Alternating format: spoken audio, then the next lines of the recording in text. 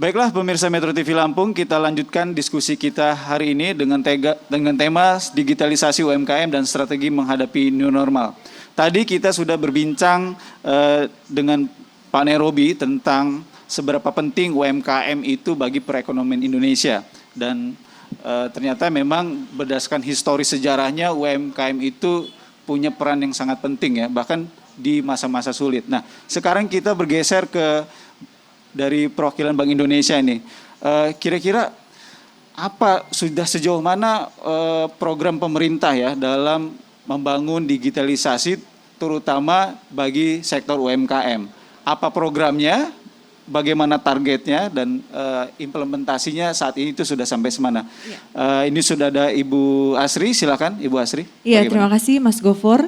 Jadi kalau dari Bank Indonesia sendiri, untuk strategi pengembangan UMKM itu kita berusaha meningkatkan kelas UMKM. Jadi bagi Bapak Ibu ya, bagi yang belum tahu, peningkatan kelas itu ada beberapa. Jadi UMKM itu dikelompokkan, ada yang namanya UMKM subsistence, kemudian ada UMKM mikro yang omsetnya tuh di bawah 300 juta rupiah, kemudian ada UMKM kecil, itu omsetnya 300 sampai 2,5 miliar, kemudian UMKM menengah dengan omset 2,5 miliar sampai 50 miliar. Nah, target dari Bank Indonesia adalah pengembangan UMKM itu diarahkan untuk meningkatkan omset dari masing-masing UMKM.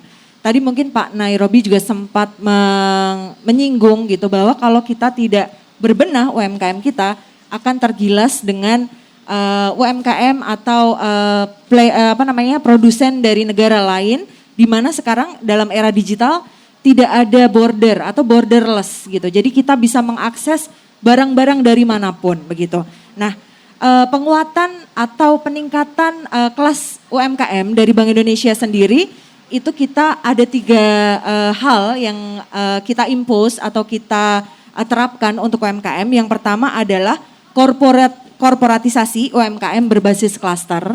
Jadi sebagaimana diketahui Bank Indonesia memang di setiap regional atau di setiap wilayah kami selalu mempunyai klaster binaan, di mana klaster binaan ini yang kita garap atau kita kembangkan untuk juga dia agar misalkan dia awalnya klaster atau UMKM subsisten, dia bisa berkembang dengan cara apa? Kita buka akses permodalan, kemudian kita berikan bantuan teknis untuk pelatihan-pelatihan misalkan kewirausahaan ataupun keterampilan lainnya yang mendukung nantinya kapasitas UMKM ini agar bisa naik kelas. Kemudian yang ketiga adalah SDM-nya tentu saja gitu. Jadi percuma kalau memang dia bagus di dalam pengembangan UMKM, tetapi tadi dia tidak bisa memasarkan produknya. Dia hanya bisa menghasilkan produk begitu. Nah, dia tidak akan mungkin bisa survive, apalagi di tengah pandemi COVID-19 ini yang dimana sekarang kan terbatas gitu lah ya. Misalnya kita sudah masuk ke dalam new normal. Rasanya sudah agak susah lagi untuk kembali lagi ke normal seperti dahulu kala.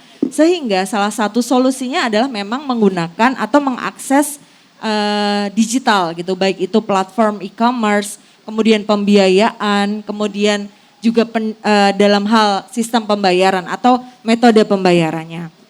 Nah, Bank Indonesia sendiri mengembangkan 3 hal melalui kebijakan yang diambil oleh Bank Indonesia. Kemudian dari sisi infrastruktur sistem pembayaran dan juga dari data granular UMKM dimaksud. Nah, kita 3 hal tersebut kita masukkan dalam satu namanya ekosistem digital. Ekosistem digital ini terdiri dari individu, pelaku usaha, baik itu konvensional maupun syariah. Kemudian kita juga ada pengembangan pesantren dan komunitas. Kemudian kita membantu mereka untuk namanya onboarding atau terhubung dengan e-commerce. E-commerce tersebut boleh sebut merek kalau yang sudah kita tidak apa-apa. Enggak apa-apa ya. Jadi kita sudah bantu fasilitasi kalau di Lampung kita hubungkan dengan Tokopedia, kita hubungkan dengan Shopee, kemudian dari sisi sistem pembayarannya kita juga hubungkan kalau Tokopedia dengan OVO, kalau Shopee dia ada Shopee Pay. Kemudian kita juga ada GoPay kan Mas yang untuk platformnya Gojek gitu. Nah itu dari sisi payment itu bisa alat pembayaran menggunakan uang tunai, tapi sekarang memang Bank Indonesia sedang gencar untuk mengurangi gitu ya, atau less cash society gitu. Jadi tunai kalau bisa ya kurang secara gradual. Kemudian ada namanya alat pembayaran menggunakan rekening kayak transfer bank begitu ya. Jadi kalau yang memang mungkin tidak punya QR code, biasanya kan ada tuh. Kalau QR code itu beda sama ini ya, sama barcode ya. Kalau barcode yang panjang-panjang ke samping, kalau QR code bentuknya kotak. Siapa tahu pemirsa ada yang belum ngeh gitu perbedaan QR code dengan barcode. Jadi kalau QR code yang kotak. Nah itu bisa menjadi salah satu juga untuk payment. Kemudian kanalnya, kanal atau channel pembayarannya. Bank Indonesia di tahun 2019 kemarin melaunching ada yang namanya QRIS atau KRIS, Quick Response Indonesia Standard.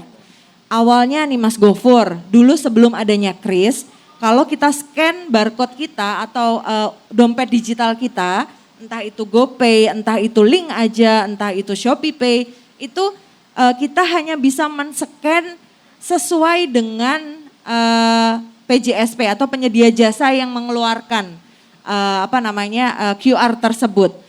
Nah, jadinya segmented, jadinya tidak inklusif, jadinya eksklusif kan kalau seperti itu, karena yang hijau harus sama yang hijau, yang biru harus sama yang biru, yang merah harus sama yang merah. Dengan adanya KRIS itu kita interkoneksikan Mas, jadi kita gabungkan semuanya.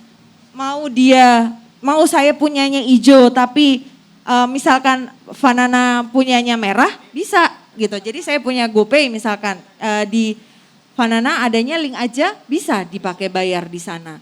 Kemudian dan sebagainya begitu. Jadi itu interkoneksi dan interoperability dengan KRIS itu bisa, semuanya bisa gitu. Oke, menarik ya. Berarti kalau dari paparan Bank Indonesia bahwa sesungguhnya dari segi infrastruktur itu pemerintah kita sudah menyiapkan ya. Betul. Sudah menyiapkan kanalnya, proses pembayarannya dan lain sebagainya, bahkan sampai ke proses pembinaan. Betul. Oke, pemirsa Metro TV Lampung, jangan kemana-mana, kita akan melanjutkan diskusi kita yang semakin asik ini setelah jeda pariwara berikut ini.